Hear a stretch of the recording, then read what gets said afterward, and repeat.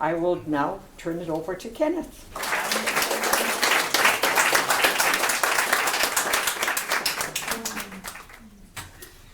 Now, I could give the same talk as I gave 10 years ago because most of you wouldn't remember it anyway.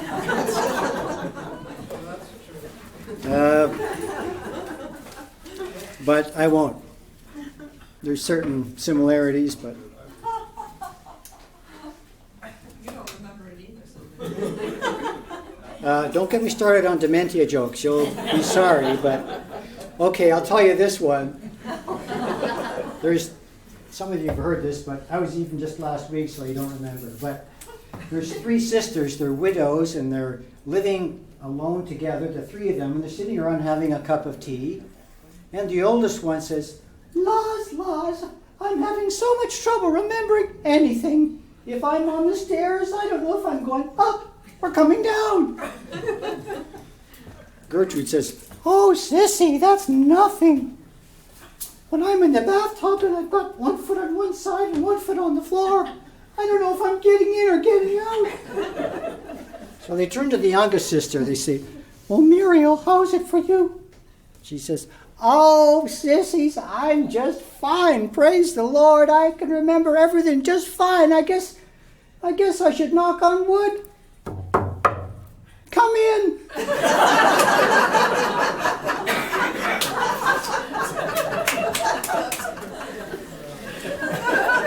Well, that's pretty silly, isn't it? I mean, is this the piano I can put something on?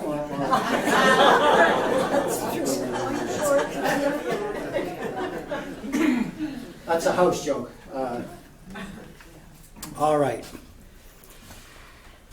So, here we are, approaching the mystery of aging, which is a fascinating, broad, and deep subject that we all have intimate knowledge of in various ways. And I hope tonight I can give you some different perspectives on just what is happening to me. I mean to you. I mean to me.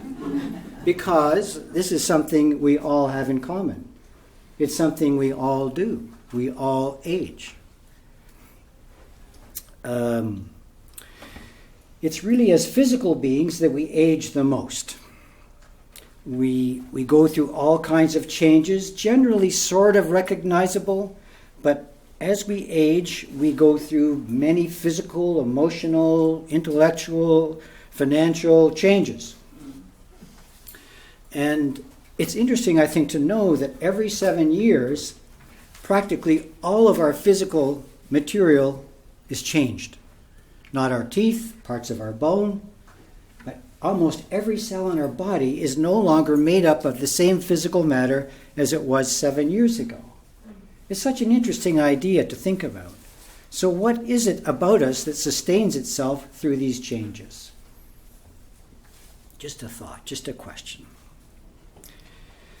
So the conventional view of aging is that basically we're kind of like a machine that wears out.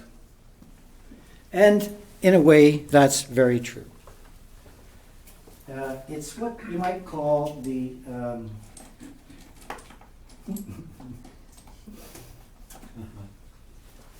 I asked for colors, and so there's no white.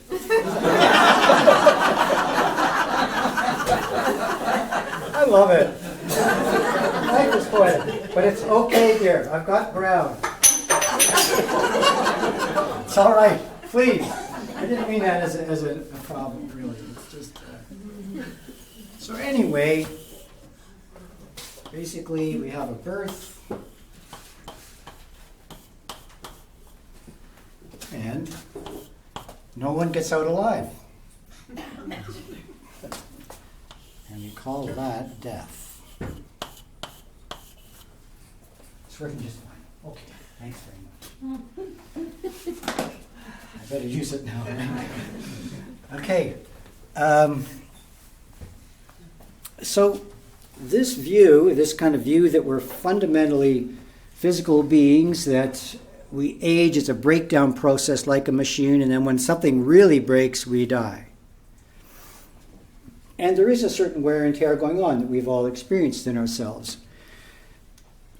Now, this prevailing view is really unique to our culture, to our time, to the contemporary view of life. Never before has a human being been thought of in this way. A machine wears out, and so do we. But in nature, there are no machines.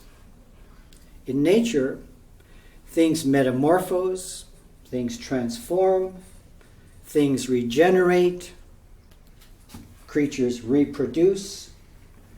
And in a machine which wears out, it's more or less a linear timeline.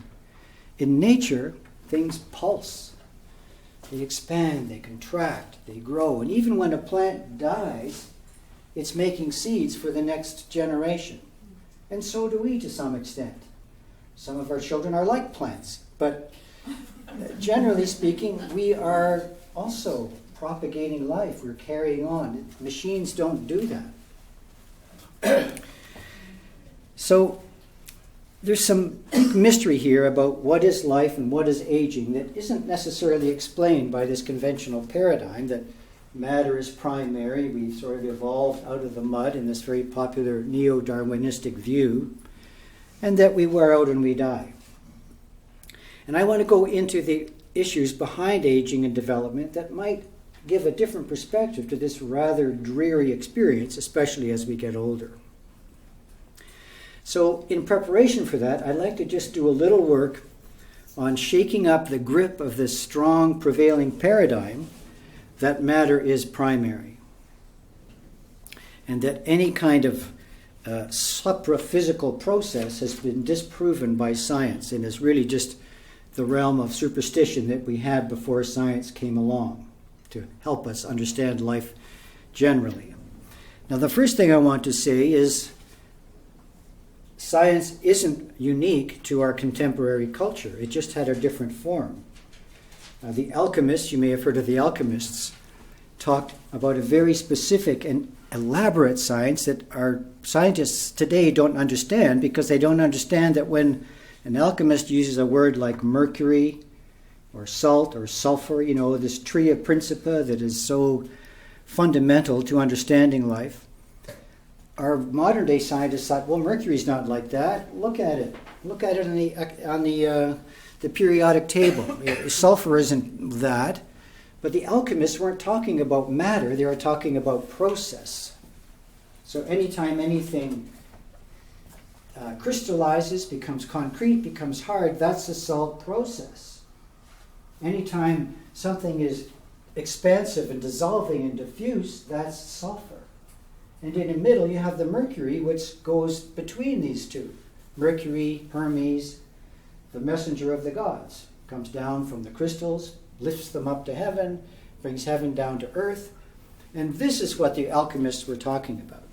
And if you don't have this notion that we're talking about processes, not matter, you can't possibly understand this kind of science. But a very elaborate, sophisticated science, which we can learn from today. Or astronomy, astrology. What is astrology? It's the science of the relation between us, the microcosm, and the macrocosm. There's a deep, profound relationship, and one of my DVDs tells you all about it. But anyway, that's a very specific, exact science, and to say it's not is, again, a little bit ignorant. The ancient priest kings used their esoteric knowledge to help us to become an agrarian society, to bring plants out of nature into cultivation, to give us fruit trees and grains and the various crops we have. This didn't happen through Monsanto manipulating genes.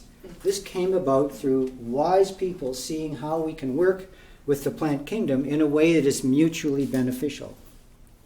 Also with husbandry, bringing animals into the domesticated life. This wasn't just feeding the wild fox and taming it. There's something much more profound, showing a wisdom about how to work with life that in a way we don't possess today. So science has been with us in many forms, and now today we have the science which I call the science of manipulation. We're deeply involved in how to manipulate things to get what we want. And we don't really understand the general impact of that. So we have a lake of island of plastic as big as Texas out in the Pacific Ocean. Or we have children who were damaged by thalidomide because we thought we found another drug that was good for nausea. There's many examples of this. Now I want to make it clear that I love science. I love the science of today.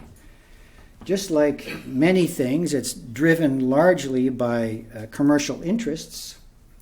There's an old saying, kind of cynical but true, more people live off cancer than die from it.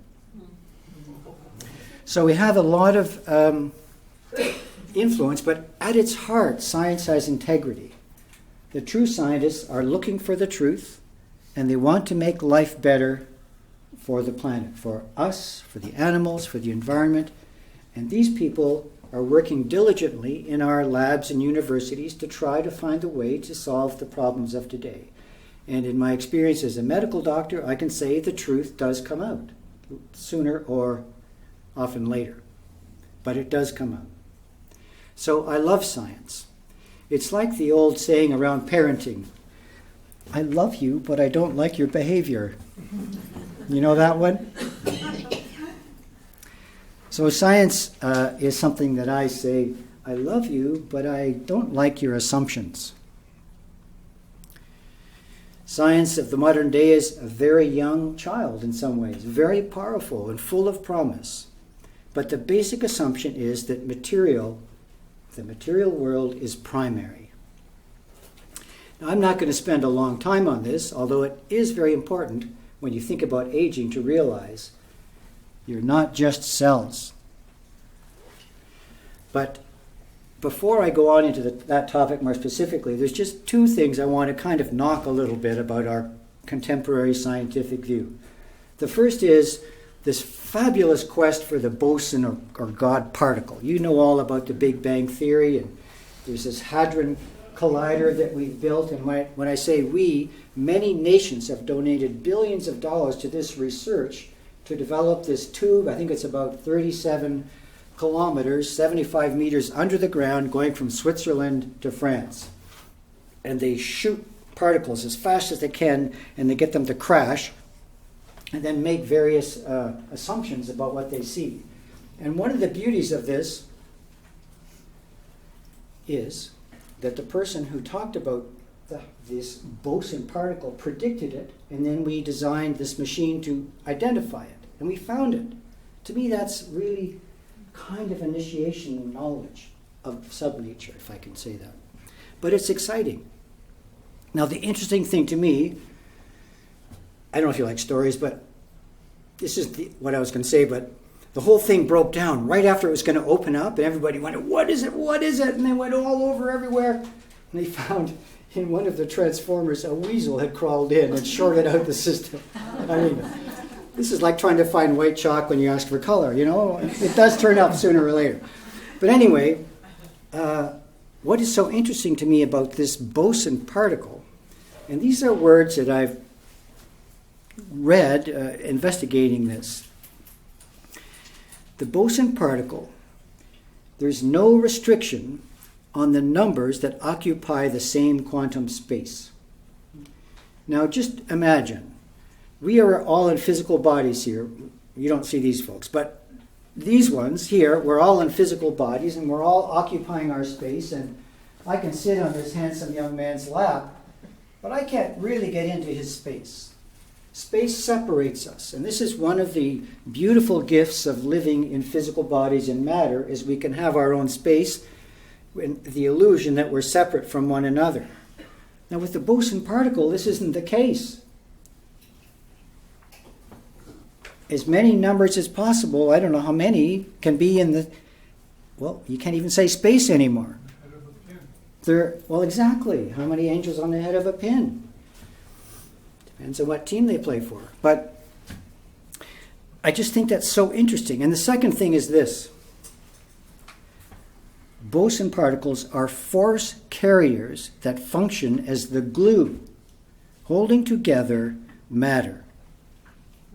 Something other than matter produces it. So we're sort of this is just when the Big Bang happened. Now, because as a society we're so invested in this, I think, dogma that matter is primary, that we've spent billions of dollars trying to prove it, trying to find out how. How can matter be primary? But after all of this, we come to this particle that isn't really matter. It's something else.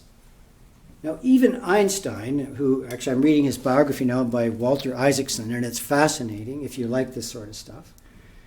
Einstein, who started, challenging traditional physics, Newtonian physics, and other theories of light and so on, came to his theory of relativity and the whole atomic structure of matter. He was aghast. He was shaken by the profound ramifications of what he was finding out. And through most of his life, he kept trying to find out a way to disprove it. Because the implications are so challenging to our consciousness of today that's so oriented to physical matter. So that's one thing I just want to bring up. There's some serious questions about matter being the source of life. I won't go into, the other ones, like we don't know how life started still, 2017. And the complexity of the human organism now was unpredictable when Darwin made this theory. We are so much more complicated. Every couple of weeks we find out a new interaction, a new enzyme, a new relation between our organs that is so complicated that it really challenges that mutation natural selection picture. Anyway, that's not our topic today. The second thing I want to really wrestle with, which is also a kind of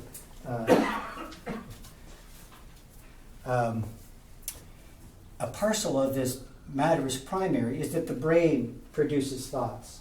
We all think that. We're all trained that. We learn that in our basic sciences. We're drilled with that in various media representations of the brain. Let me just give you a couple of things to think about on this issue. Do you know what an EEG is? It's an electroencephalogram where we put all these electrodes on your head and measure your brain waves. And this is very big now. Alpha, delta, beta, all those things. And different levels of consciousness are reflected by different electrical activities in the brain. And we think we're measuring thoughts. That's how we're trained to think about this. Well, this is an alpha wave. And it kind of goes like this, if your eyes are closed. Now, in neurologic language, that means eyes open. What happens to the alpha wave?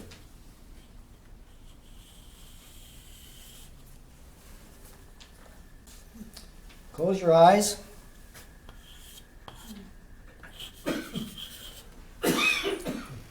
So if the brain was actually active in creating the image, you'd think there'd be more electrical activity. But actually, we see the opposite. The mental activity something actually suppresses the electrical activity. Now, for those of you who are the philosophy of freedom students, should I say a little more on that? There's people here who maybe are not familiar with this weird and wonderful stuff. Steiner talks about how our thoughts are like the footprints of the angels. And this is what we're seeing. Our brain activity is actually suppressed when we have a sensory experience. Something is coming into us that we're perceiving. The brain, in a way, gets out of the way. So the brain becomes not a producer of images, but a perceiver of images. And this comes to my second point, which I've shared with some of you before. There's a beautiful book called Functional Morphology by a guy called Rohan. He was an anatomist and physiologist in Europe who wrote and published textbooks for medical students in Europe. Very mainstream scientist. And he opens this book by discussing visual pathways. And he shows, you get the image on the eye, on the retina. It's actually already upside down. And then that image gets divided in 4 different ways. 2 pathways go straight back to the occipital lobe back here. Occipital means eye. And then 2 of them cross over here and go back to the occipital lobe. And then the information is sent to the different hemispheres. Some of it's for space, some of it's for color, some of it's for motion. So it's divided and divided and divided. The image on your retina, we have not yet discovered where it is in our brain. This is 2017. This is MRIs, functional MRIs, all sorts of electrical stimulation of different parts of the brain. Nowhere have we determined where the image is. Where is it? What's going on in our brain? You're looking at me. You think I'm in your occipital lobe? I mean, it's a mystery, isn't it? Where is the image? Now, if matter is primary, you can't answer it. But if you have the notion that the image is actually before matter, it's a process that we're perceiving through our neurological system, then it becomes quite different. It's very hard for us as moderns to accept that notion. But that's what the physiology is beginning to show. The image is before matter. And we know this in the old language. Again, when we had this, not again, but when we were human beings a long time ago, we thought in very different ways, in pictures and feelings, and we experienced energies in quite a different way than we do today. In the old days, you wouldn't need a chakra map or a chart of the acupuncture points. In the old days, the practitioner would see it. We've lost that for whatever reason, and now we have these charts. And so it is with something like, in the beginning was the Word. It wasn't, in the beginning was a mud puddle that got hit by a lightning bolt, which has not been proven to be true. There's a song I know about that. But what I'm trying to say is, in the olden days, we knew that the image was more alive. And then, if you ever think about, I don't know if you've read C.S. Lewis, the Narnia books, those wonderful paragraphs where Aslan sings and creates the plants and the animals and the minerals out of his singing. It's a nice child story. It's a beautiful, rich image, but it also embodies a certain truth. Sound is creative. And we are late arrivers in the physical body from a long process of spiritual evolution that gives us these things.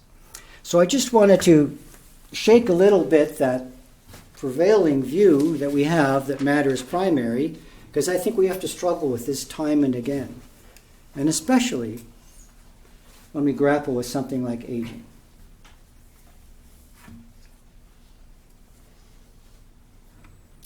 So these themes, we could spend all night on. I want to move on. But I'm just trying to establish that the view that matter is primary, that life is linear, is more dogma than science. Dogma clinging to the notion that we are alone in the universe and we are just physical beings.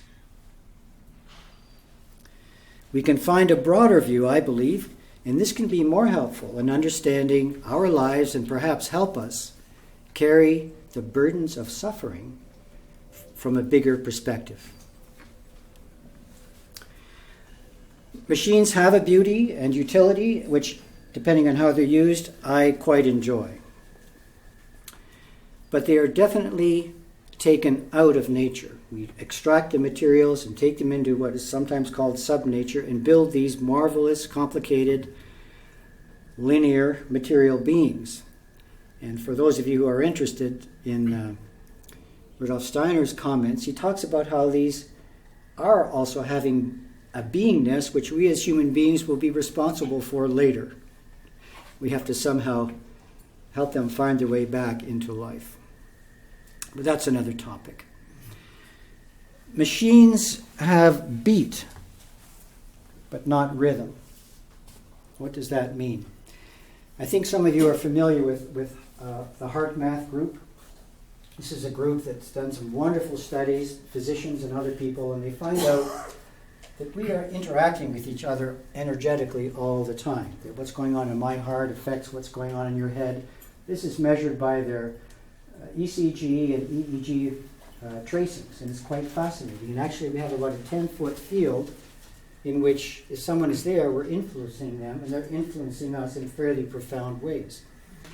But also they've come up with a wonderful notion called heart rate variability, which basically means they can tell how healthy your heart is by how much the rhythm in the heart changes depending on what's going on with you. If the heart gets into just beat, thump, thump, thump, thump, even if you're in a car accident, thump, thump, thump, thump, or you've heard what Donald Trump has done next, that's beat. But if you have these things and the heart speeds up or slows down, or if you're in a conversation and there's a kind of liveliness in your rhythm, that's health, that's rhythm, that's life. And I think most musicians know if you speed the song up and slow it down at certain times, you get something going on. Whereas if you're just like this, well, I mean, there's certain forms of music that like that, but it has a kind of breathing quality to it. So machines don't have that. We have that. We have pulse. We have rhythm. And there's, as I said earlier with the Tria Principa, there are these two basic poles, the salt pole and the sulfur pole, or you can call it the contraction pole or the expansion pole. And this is a motif or a principle upon which all life is built. In the middle is a going back and forth. And this expresses itself in many different ways. But our task today is to talk about aging. So, aging isn't just something that old people do. We're starting to age from the moment, or even the moment we're conceived. But it's important to remember this, not to lose touch with this, that you were once a baby. And then you went through your first 7 years, and that's a kind of contraction. You're sort of coming down from being in the embryo and being up there. You're coming down, you're finding your way into physical body. Your whole life is based on, learning your limbs, learning to eat, learning to swallow, learning to go to the bathroom when you should, and all that sort of thing. All things we review later as we get older, right? But anyway, that first 7 years is a kind of contraction. Second 7 years, we go into this wonderful so-called school age, and the world of thinking opens up to us, and we start having friends and teachers outside the family, and we go on field trips, and we start expanding. And then 14 comes, more or less, and we get into puberty or earth ripeness, and it's all about our special friends and our, what we like to do, and all that stuff going on in us is called passion, and there's a kind of contraction happening. And at 21, we start going out into the world. We leave our parents, hopefully. We find a job. We find something we want to study. We travel. We don't talk about our parents so much anymore, and I'm sure you've had this experience. You're sitting across the table from someone you've known since they were a kid, and you're 22, 23, and they're talking about their own life now. They're not talking about what mommy and daddy said, unless you ask them. They're on their way. They're expanding and opening into the world. Well, this 7-year cycle goes all the way through life. In an anthroposophical view, the first 21 years we receive our instrument. The next 21 years we tune it up. And at 42 we begin to play. This is all aging. This all has a deep wisdom to it, a deep mystery. But you can see from the little kind of shallow vignette I've given of these very important rhythms that there's something going on that's profound and wise as we take our place in this world. And our task really, as we go further, is to try to find these sorts of things later in life. What is going on later in life? We live in rhythm. We live in a pulse of changes. And aging process is a kind of arriving, a participation in this wisdom. Now, for some of us, the second half of life goes easier than for others. No question about it. In the words of Marilyn Monroe, if I'd known I'd be this old, I would have taken better care of myself. I think we can all, not all, some of you young ones maybe not, but many of us can sort of attest to that. But what is gained in the later years? Well, part of our journey here is really to learn three things, or I would say activate three qualities.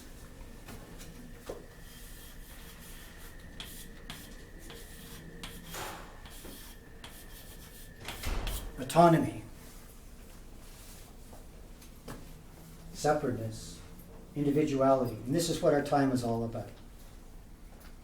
You know, there's a terrible shadow side to this, but we're not, our most important thing isn't that we're a member of a race, or a certain gender, or a certain language, or a certain social class, or a certain degree of functioning or disability.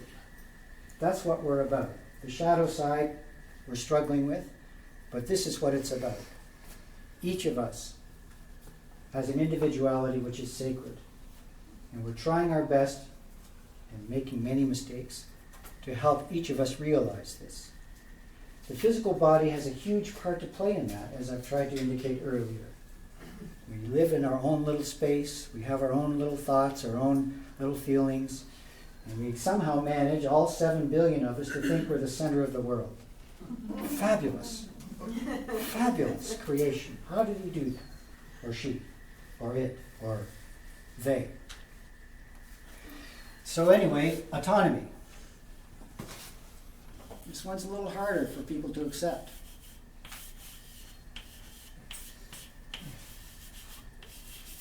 Competence. How do we express ourselves in a creative and meaningful way, in an effective way? We're here to learn that. And finally,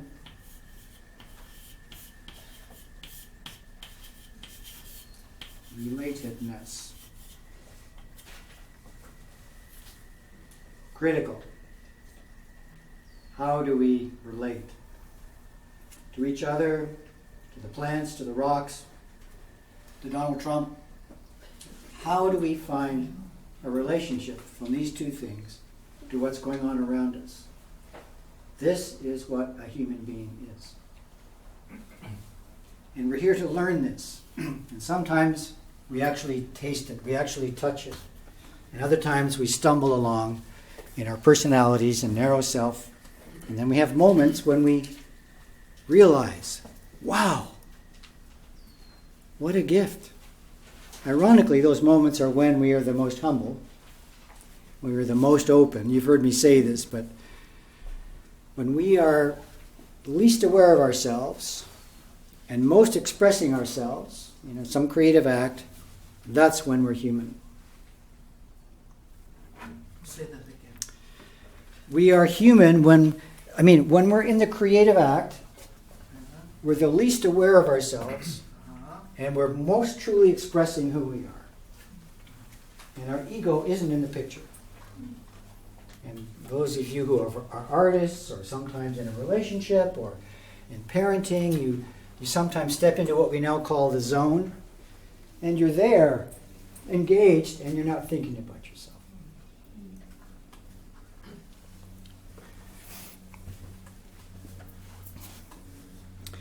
So autonomy comes from this veil of separateness that I've tried to characterize in different ways.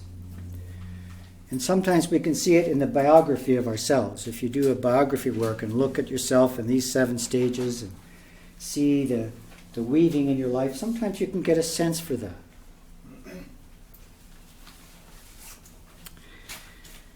The autonomy piece you can see sometimes, if you can just think about seeing the baby on the change table, kicking and crying out and giggling or crying and moving all that. You see the feeling and the will totally united. Their feelings go right into their limbs. And then you watch an older person And you see how much the feeling is more related to the thinking now. And when they move, it's permeated by the thinking. Here's an interesting quote from Rudolf Steiner. Observe and meditate a child's gesture versus an elder, and a feeling in your soul will awaken of the difference between spirit and matter.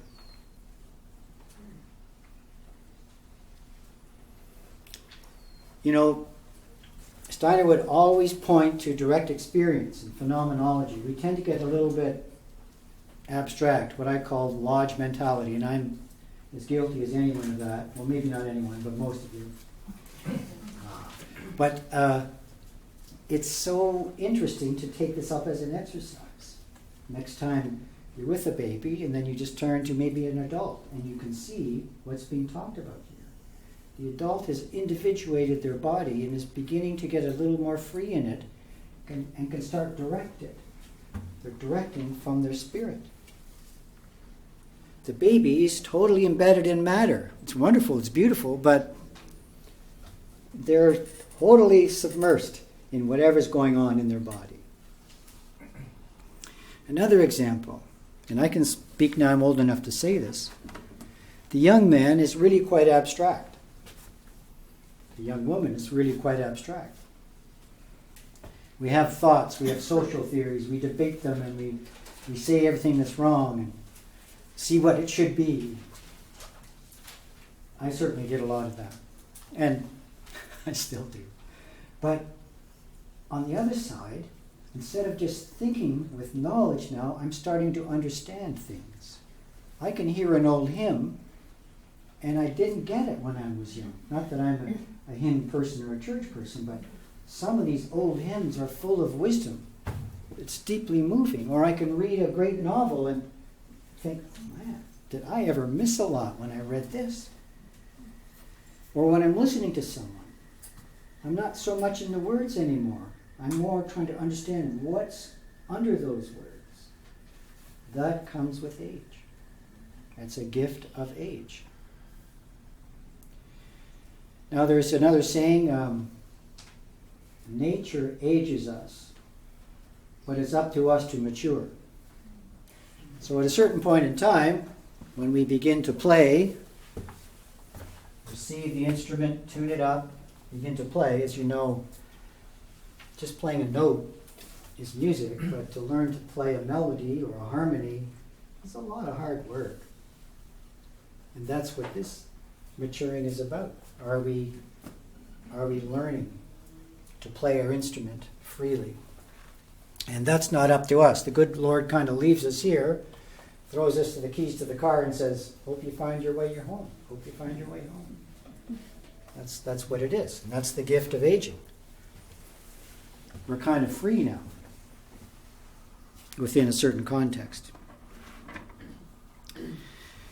Steiner tells us that the righteous anger of youth, which I referred to a moment ago, if it's carried well, matures to a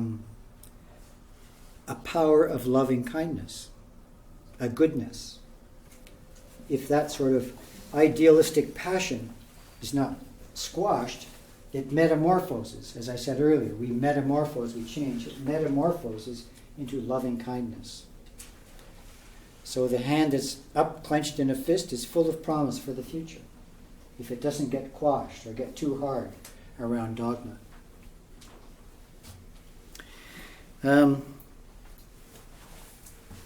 I'd just like to share a story with you that I did say 10 years ago. This is a test, by the way. If you recognize the story, raise your hand. There's points if you raise it earlier or not.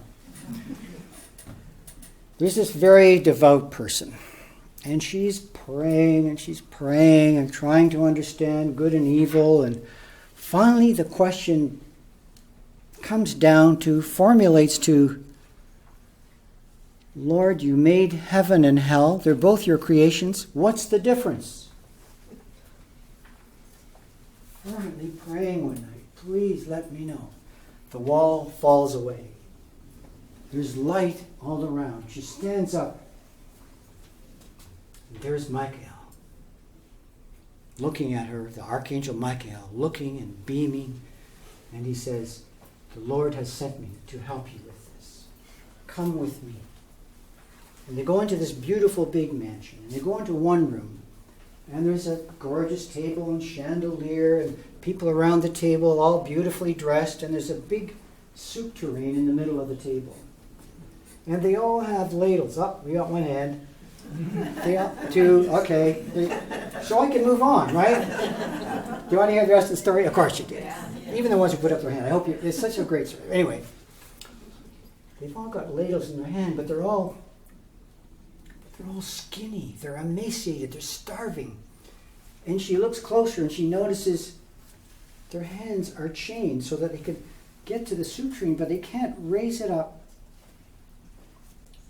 to take the soup. Michael turns to her and says, "This is hell." She says, "Oh, come with me." Michael takes her across the hall. The room is identical. Chandelier, beautiful linen, big soup tureen, people around the table, well dressed. And they're happy. And they're well fed. And she notices, oh, their hands chained in the same way, but they can take the soup and give it to their neighbor. Michael says, "This is heaven." This is a picture of relatedness, what we need to learn. So, okay, let's get down to it. What about the deterioration of organs? I mean, really, this is a bit Pollyanna, don't you think? Well, we can look at it psychologically. I'm sure some of you are familiar with the book by Mitch Albom, Tuesdays with Maury, which is actually a true story, where this chap, Maury, is diagnosed with ALS, which is a dreadful wasting disease, and gradually one part of you after another is taken away. And not to go through the whole story, it's well worth reading. Some of his other books are great too, by the way, if you want a good read. And through the whole book, this young guy, who is the author, Mitch, comes and visits him and is just in awe of seeing how Maury keeps himself together through it all. And the way he does it is, he's in many ways, but he just sees how beautiful our creation is by losing things. When you lose your ability to reach something out, then you start marveling at just, I take this for granted, right? White chalk, no problem. But just this movement is so profound, beautiful, mysterious. By the way, we still haven't explained in neurophysiology how we do this. But when you lose it, and some of you have had this experience, say you break a forearm, suddenly you can't feed yourself, you can't wash yourself, you can't scratch an itch necessarily, let alone other activities that you're always used to doing with your right hand. And you start realizing how blessed and gifted we are, or the joy of getting an eyelash out of your eye. And you start realizing what an amazing gift my eye is. So, in a way, by losing things, we can appreciate more and more what they are. You know the old saying, you never miss your water till your well runs dry. You don't really know what you've got, really, until you start losing it. And so when you lose something, my advice is to notice how amazing it is in somebody else, but also realize, well, I still got my left hand. And love it. I can't see anymore, but I can still hear Beethoven. Or think about Beethoven. The guy goes deaf, keeps writing music. So psychologically, that's one way to approach this deterioration, and I think it's helpful. It also has a kind of social path, because illness is, after all, a social question, because we have to look after each other. And most of us have looked after someone most of our lives, and then suddenly or gradually we find that people are looking after us. Can we be like the Lord? Can we let the woman come with her oil and bathe our feet? You know that picture in the gospel? Can we let ourselves be cared for? Imperfectly? Can we open to the other person? Can we notice how beautifully she moves her arm that we can't move anymore? Can we celebrate life in someone else that way? That's a challenge of dependency. It's a big challenge. That means getting over ourselves a little bit. A kind of awakening, a kind of letting go into the awareness of the other. Big challenge. So on another level, you could call it pedagogically, and this is very difficult without some sort of esoteric training or perspective.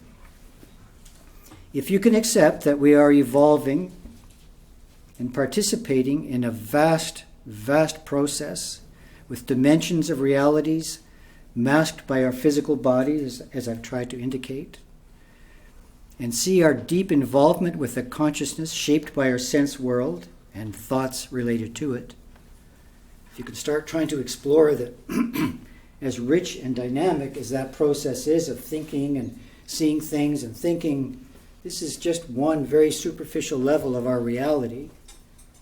There's other levels we exist on that are quite profound, and I could go more into that. If we can sort of come to know the exactitude of nature, the precision of the rhythms that I've outlined a bit here, the phenomenal accuracy of something like the unfolding of the embryo, I just don't know how people who are materialists can understand embryology. I mean, just imagine. We talked about the optic nerves. The nerves have to find their way through millions of connections. Not just one, but 4 tracts.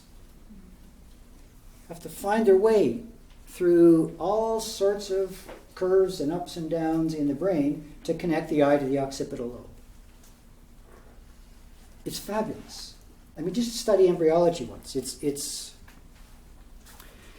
awesome in the true sense of the word. In biology, botany, zoology, we're finding such intricate interactions of the creatures of nature, the trees in the forest talking to each other, mounting defense against other creatures coming in, and there's just a whole level of intelligence out there we're just touching on now. It's so complicated, so mysterious. Perhaps if we start contemplating these things, get out a microscope or a little lens and look at what's going on in a flower. Then go to another species and look. It's so mysterious. The pollen hitting onto the pistil and things happen in a trench, gets made. And wow, it's so wondrous. So if we can start seeing how this complicatedness, this complexity is out in nature, how much more in us? How much more purposeful in us? How is this training us to be competent, autonomous, and related?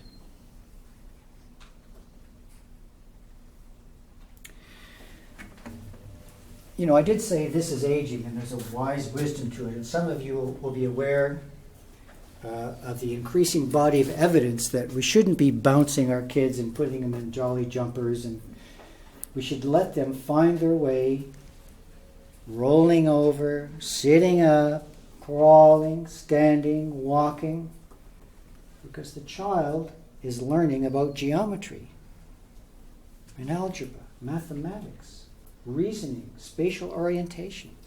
So the physical training that they're going through in all those stages has a profound influence on the way the child thinks later in life. Just the opposite of what we're being told by people who are selling products for our babies. This will really help them to be a better athlete. No, worse. I think they took baby Einstein off the market, but until that time they were saying, this will help your child in college. No, worse. Einstein didn't speak till he was 3.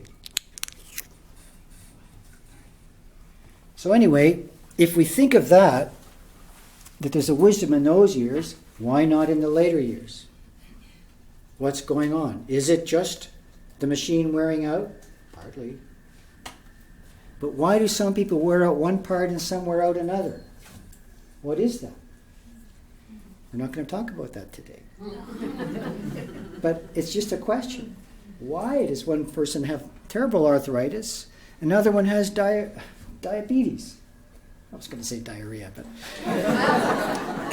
I've seen a few cases today, so that's what you're experiencing the echoes of my day in the clinic. But we could talk about diarrhea in a meaningful way, but I don't think we will. All right. So consider the infant in that way, and then start asking, well, what is it? What is the parallel in the later stages of life?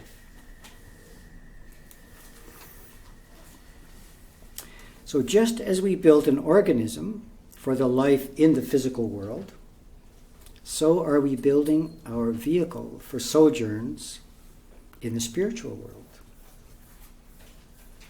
We're trying to master consciousness, free willing, in this body so that we can continue that without a body, in body-free existence. In other words, we are not just our bodies are a training ground for these three things that over many, many eons enables us to take up our life in the spiritual world as conscious, free-willing beings, or in anthroposophic language, the 10th hierarchy. We are evolving to be angels. But we need these things to be effective. And without them, we're dangerous. That's why we're down here. Lord, get them down there and we'll be safe, okay? So, illness in an organ is a kind of training where we experience directly and consciously, and also semi-consciously and probably mostly unconsciously, the profound and delicate wisdom embedded in the creation of that organ. A Steiner quote, "The growing tired with aging relates to the stronger feeling of the body's interior, spatial interior. It develops so slowly that we do not notice it."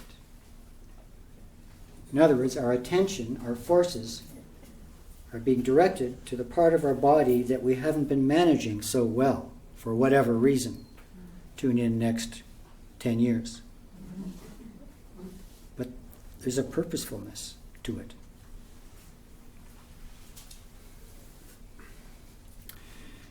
Then we die. I'm going to read a couple of quotes from him. "As little as the human being living on earth and looking back to the moment of birth can ever perceive her own birth, as little as this experience ever stands before the ordinary forces of the soul, just as necessary is it that there is always the moment of death to which one looks back. Death always stands there as the last significant event. This death, seen from the other side, from beyond death, is something totally different from what is seen from the physical side. It is the most beautiful experience that can be seen from the other side. It appears as the glorious picture of the eternal victory of the spirit over matter. And it is therefore, because it appears as such a picture, the constant awakener of the highest forces in the human being, while he is dwelling in spirit experience between death and birth." Another way of saying it, this is a quote from him, "Lofty images of this great work of art, our life, arise when we cross the threshold. We cast off what is earthly." And then he goes on to say, and this is my words now, "In this experience of the wisdom of our bodies," so when we're having kidney failure and our whole life's focused on kidney failure, we're learning about kidney and what is behind kidney. What's the process of kidney? because somehow we came to this world without that peace. And we need to learn the competence of being kidney, if that makes sense. And when we do this kind of work, when we die, that great experience he talks about is that we're developing our buddhi. Now, I don't want to get too technical for those of you who this is new for, so don't worry about it. But for those of you who are into this stuff, you've heard about spirit self, self-spirit, spirit self, spirit man, and life spirit, right? And buddhi, Not the right. it's not the right order. Yeah. Spirit self, life spirit, spirit man. Yes. She said she wasn't going to razz me. I knew it. But anyway, this experience has to do with the buddhi, developing the life spirit, as part of the vehicle that we need to be independent, free-willing beings. So there is a training going on, just like there's a training here to be in this life. Okay, I'm going to use the colors now. There is a training. Well, it's a kind of a harvest. But, let's see if I can get this right. There's a kind of a harvest going on, and I'm going to come to that in a minute. But at the moment of death, this amazing, fabulous experience happens. And we begin our new journey as spirit beings without a physical body.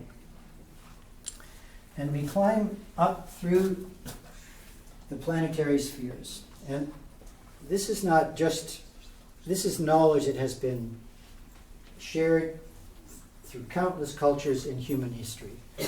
I was at a funeral once in a synagogue. Everybody's yawning and bored, and there's this old rabbi up there, and he's mumbling along, and then he mentions the name of the departed soul, and he says, "May his journey through the planetary spheres go smoothly." Wow! These guys know what they're talking about. For those of you who've never heard this, come back in 10 years and we'll cover it. So we go through this journey of the planetary spheres. And in this part here, all our errors are, well, we could say undone, or rectified, that's another word for it. So we go through a kind of dissolving process where we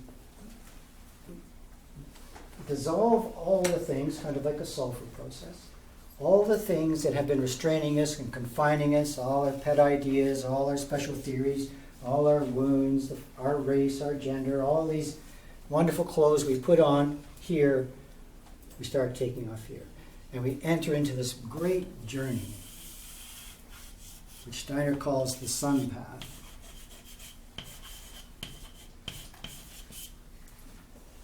And then we're up in this so-called cosmic midnight hour. I won't go into that too much. And then we start coming back down again. And there's some really interesting things to say about this. Let's see, I haven't got all the colors I need. But anyway, it's kind of like, I'm trying to make a rainbow here if you're with me, but I haven't got the super indigo. So this, Isaac Asimov, you research colors, and there's 7 notes, and there's 7 colors, and there's 7 this and 7 that, 7 organs. He says, well, I don't think there's an indigo. I think there's just 6. This is the materialistic stuff. So anyway, in respect for Isaac Asimov, I'm not going to put in the indigo, but nonetheless, it's there. And you come back down again on the moon path. What's so interesting is, Steiner says, around here we start getting tired of being in the spiritual world. We start having a fatigue. I talked about the fatigue here. We start getting tired of being up there. It's like, the Larson cartoon, the angel sitting on a cloud with his halo, and his balloon says, "I wish I brought a magazine." We get tired of being all together with everybody and not able to distinguish who we are. And, it gets we get a bit shy, and he actually says fearful. And we long to come back into one of these glorious bodies and start working again through all, believe it, through all this again. So that's the moon path. Now, I've been trying to develop a notion that there are some principles, some processes underlying all of creation. And we can see it in so many places. Those of you who've studied knowledge of our worlds, you know the plant exercise, where you look at what's growing, you look at it carefully, you try to notice everything you can about it, and then you try to feel what the plant is doing, or in a way, as a companion, what's it saying to you? What's the gesture of the plant? And the challenge of this is to shut up. You don't project on the plant your feelings of how beautiful it is. You have to open.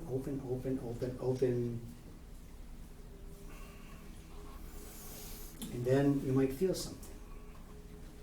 And he says, it's like the sun.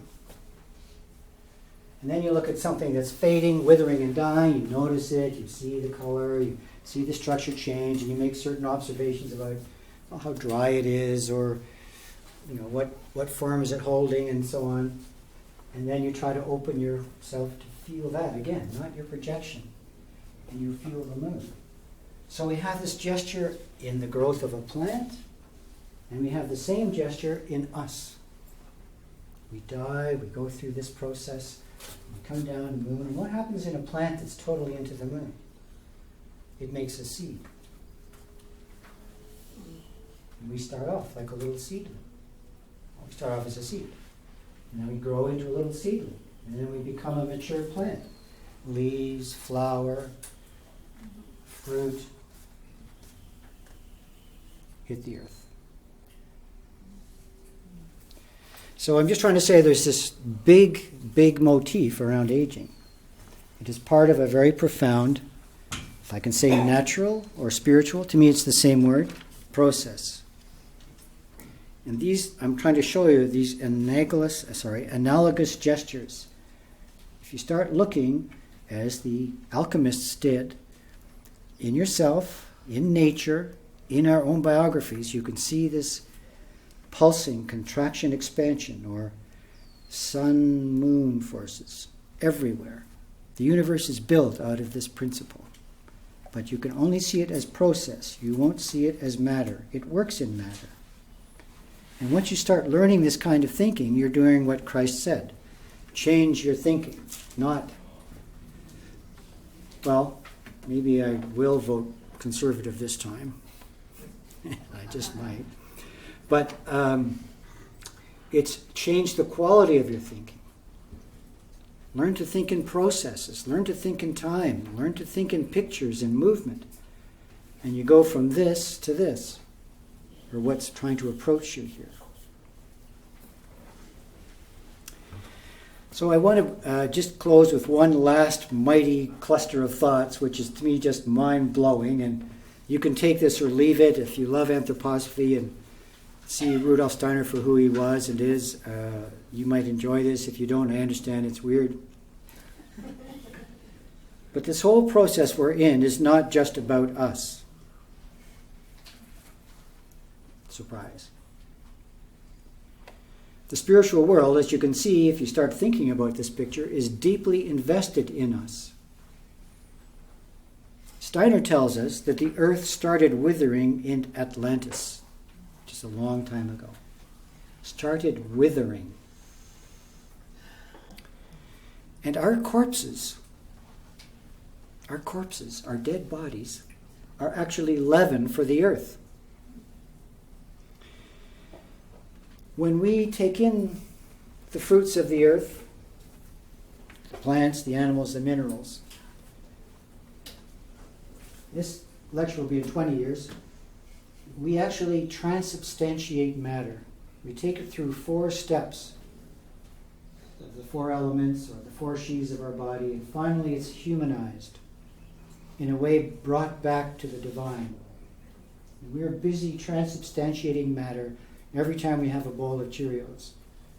Of course, none of you eats this here, but there's a profound mystical process going on. And so our bodies, as physical as they are, become permeated by human spirit. And when that falls to the earth, it helps keep the earth alive to the extent that Steiner tells us crystals would crumble.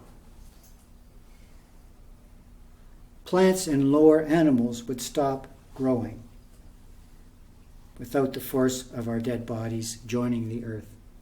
Wild, wild idea. But I'm bringing this up because, again, there's a coming out of the materialistic view that the human beings are sort of late arrivals on the earth and we've created all kinds of trouble, and yes, we have, no question. But the animals, plants, and minerals are very, very reliant on us developing this in the relationship to this. We're doing a lousy job as caretakers, but we're getting there. We're coming. I think our science is bringing some new ideas, and many people feel this.